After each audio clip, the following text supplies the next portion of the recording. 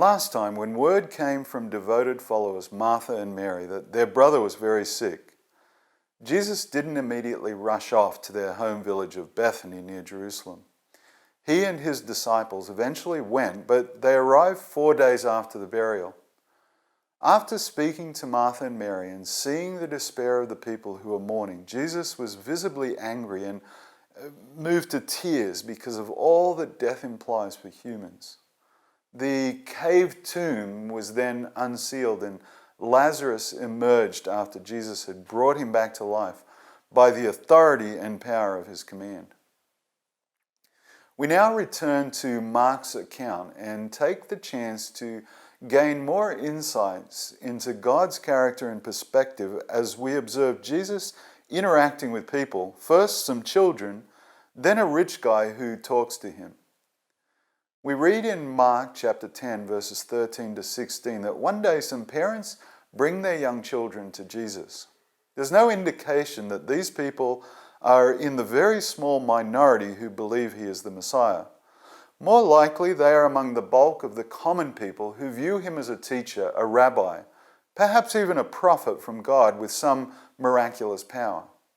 So it's not out of the ordinary in that culture for them to be bringing their children to Jesus so he can lay his hand on their heads and speak some words of blessing or pray for them. People do this regularly with rabbis or those considered holy men. On this occasion, though, the disciples are anything but welcoming towards these parents and their children. Why are you bothering him? Can't you see he's very busy with lots of important things to do? Take your kids and move away.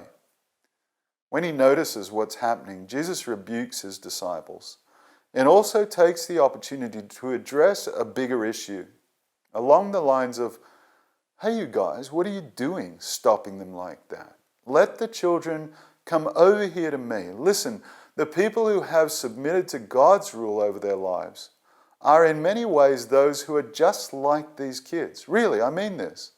If someone wants to be one of God's people, to come under his rule and authority, they have to first of all put aside their assumptions and pretensions and realize that they are helpless, like a child.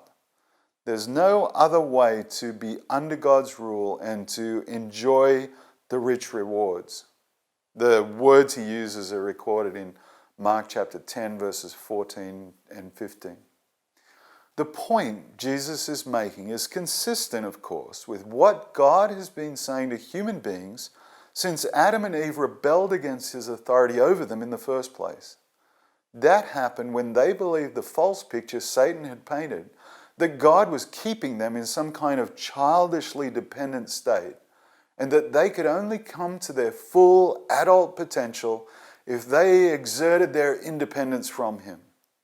People's view of what it means to be a mature adult human being has been skewed ever since. Adulthood, in the way we normally define it, is when someone is no longer reliant on their parents for everything. We say they are their own person. In other words, they now have their own opinions and relationships and resources. That's not without truth in a human sense, but the problem is in how people apply it to their relationship with God as Creator and Father. As we know from his narrative, God created human beings for a specific reason and for a particular kind of relationship with him. In fact, that's what it means to be human. Someone created for that relationship with God. Again, as has been clearly demonstrated by the way the Father and now his Son, Jesus, relates to people. His intention was for the relationships to grow and mature.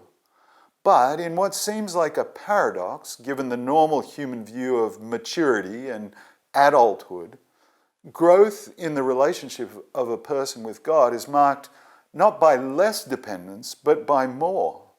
It's a very difficult thing to grasp for a person who has been conditioned by their society and who has always heard that being a responsible adult is standing on your own 2 feet.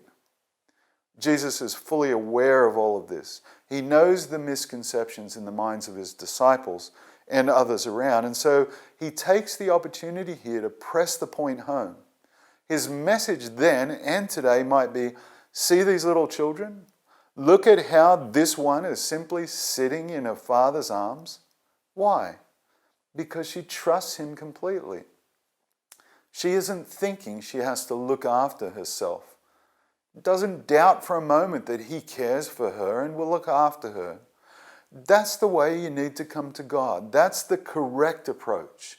You can't come under his rule and protection if you come with all your pride and preformed ideas asserting your rights, your self-worth, your individuality. He's God. He can take care of you far better than you ever could. He knows what's good for you. He values you far more than you or anyone else possibly can. He made you an individual. He knows you and he loves you as you. Someone growing in a childlike dependence on him and submission to his authority is someone headed towards wisdom and maturity, is actually becoming a true adult. Mark records that Jesus does go ahead and take each child in his arms and in the traditional way puts his hand on their head while he blesses them. That's in Mark chapter 10, verse 16. Soon after, as Jesus is heading off to Jerusalem, a man who we find out elsewhere is young as well as wealthy comes rushing up. We read this is in Mark chapter 10, verses 17 to 24, how he kneels down in front of Jesus and says, "Good teacher, what can I do to get eternal life?" In this encounter, Jesus is going to challenge a number of this guy's assumptions, and he starts out by questioning the words he uses. What do you mean when you say I'm good? Only God is truly good. It's in Mark chapter 10, verse 18. Jesus' rhetorical question and statement might appear simple on the surface, but he's actually digging into some important worldview issues. Does the man's concept and standard of good match up with God's? Does he think he and Jesus are good in a similar way? He sees Jesus as a teacher, but does he also recognize that he is God? But in answer to the question itself, Jesus mentions some of God's laws that the guy obviously already knows about not killing anyone, committing adultery, stealing, lying, and being disrespectful to parents. Of course, as God's narrative has shown, Jesus isn't saying that the guy can somehow follow every commandment and live up to God's perfect standards. What he wants him to realize is the very thing God gave the law for in the first place. He, like everyone, falls far short. He doesn't have the slightest hope of earning eternal life through anything he does or doesn't do. But his response shows that he's based his whole life on a false assumption. In fact, he says he's obeyed all the commandments since he was a kid. A little bit later in Mark's account, this is in chapter 12, verses 30 to 31, it says, "You must love the Lord your God with all your heart, all your soul, all your mind, and all your strength." And the second is equally important. Love your neighbor as yourself. No other commandment is greater than these. Now, as he looks at this young guy, his heart goes out to him. What is the best way to demonstrate to him that his easy confidence in his own ability to fulfill God's law is misplaced, that he doesn't even come close to loving God and other people as he should? So you've followed God's law. Okay, here's just one more thing you need to do. Go and sell everything you have and donate the money to charity. It will be put to your account in heaven. Then come and follow me. Again, we know that Jesus doesn't mean that the guy can earn salvation by doing this. What Jesus was doing was putting his finger on the thing that was most important to this guy, his stuff, his money, his career. He was saying, in effect, you say you follow God's law perfectly, but to really do that, you would have to always prioritize God above everything else in your life. And as a result, you would have to care about other people in every way more than you do about yourself. Is that reality?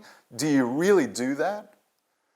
Mark records that when the guy heard this, his face fell and he went away sad because he had a lot of possessions.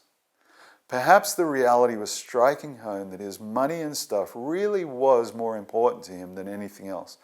In effect, that was his God, and he was not, at least at that moment, willing to turn away from it. Or maybe he was realizing that all his efforts to follow the law had been futile.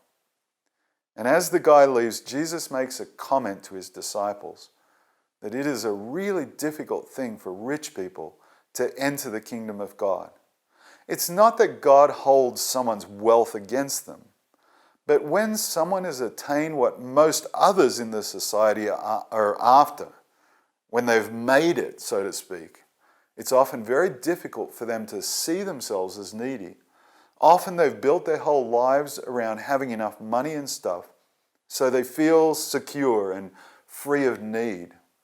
It's usually only through a very painful process that someone like that comes to the point of recognizing their really desperate situation and bowing to God's authority over their lives.